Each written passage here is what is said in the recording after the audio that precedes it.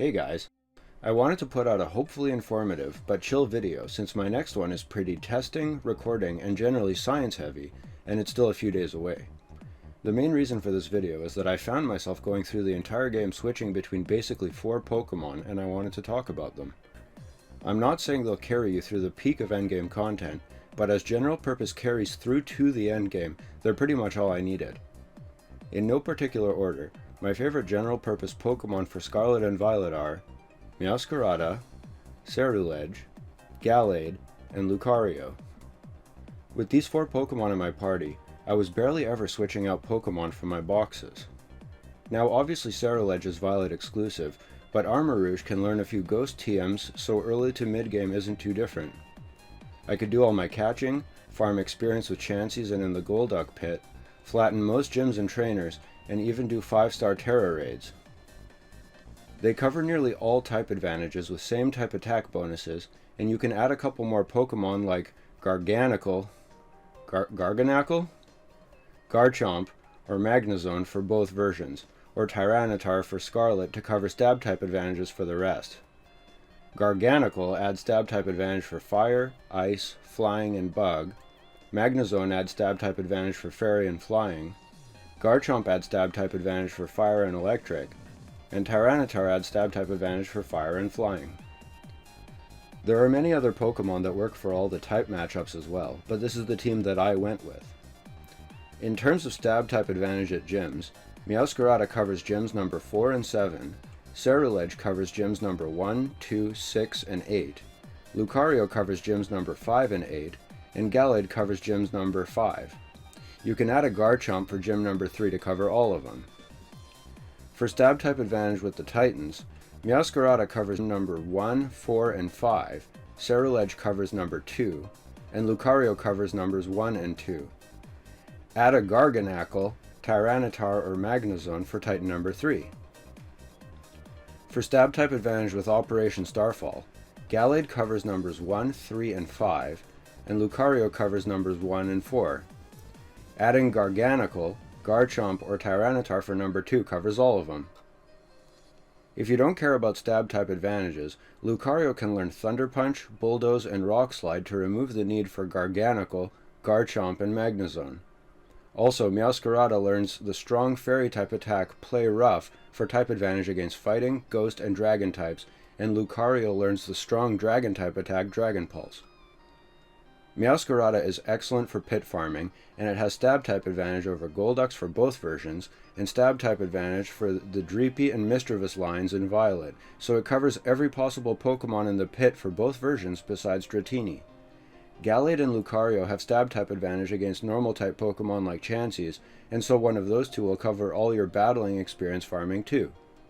Even if you don't use Meowscarada exclusively for the pit, Lucario, Ceruledge, and Gallade literally dash around like ninjas, one-punching everything.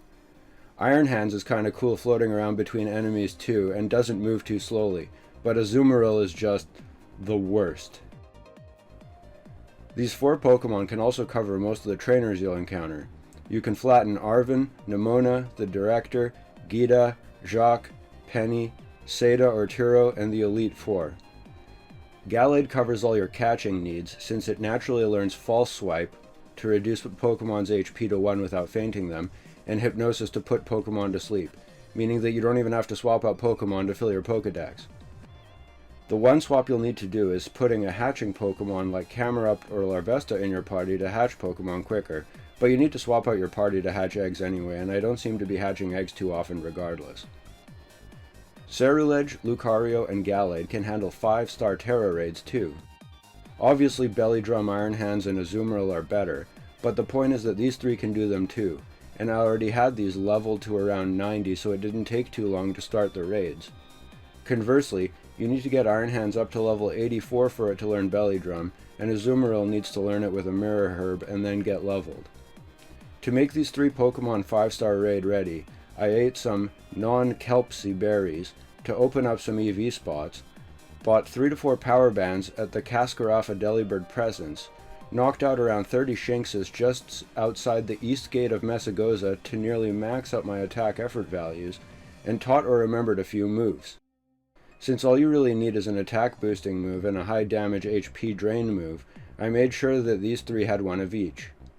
Lucario, Ceruledge, and Gallade all learn Sword Dance without TMs so they can boost their attack. Ceruledge learns Bitter Blade at level 48, and Lucario and Gallade can both be taught the Drain Punch TM. And since 5-star raids and catching each only require 2 moves, Gallade can do both. If you don't care about putting Pokemon to sleep before catching, you can also swap Hypnosis with Psycho Cut so that Gallade has a fighting and physical stab type move for better coverage. This is the upper limit of their effectiveness with raids though. Fire, Fighting, and Psychic doesn't give amazing stab type effectiveness coverage, and Sword Dancing 3 times instead of Belly Drumming once gets old quickly, especially since some raid Pokemon can wipe out your buffs in one turn. They're extremely common.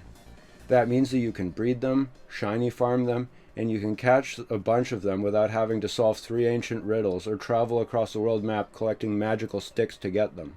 You can start with Sprigatito, catch Ralts within the first 20 minutes of the game here, and catch Riolu right after first exiting Mesagoza here. And you can also find Charcadet early. I've seen plenty west of Mesagoza on my way to the Air Titan. And catching them low means you can level them into the 90s without having to get a single gym badge if you want to rush power leveling your team. You can also buy power bands for the fighters as soon as you hit Cascarafa and just leave them on your Pokemon until they hit max attack EVs. Finally, I think they look awesome. I totally get if aesthetics isn't super important to you, or if these aren't to your taste, but they make the grind through the story elements just a bit nicer for me. If I'm going to be looking at their backsides for days, I want them to look nice. Anyway, this wasn't meant to be a super serious video. I just wanted to talk about some of my favorite Pokemon to use this gen, since I spent so much time with them. A few of these points are personal choices, and I totally get if you don't agree with those. Please let me know in the comments what your favorite Pokemon are. It's possible some suggestions might make me rethink some of my choices. I'll end this video with some sped up higher level battles using the party that I talked about. As always, thank you very much for watching, and I hope this video helped someone out there somehow. Peace.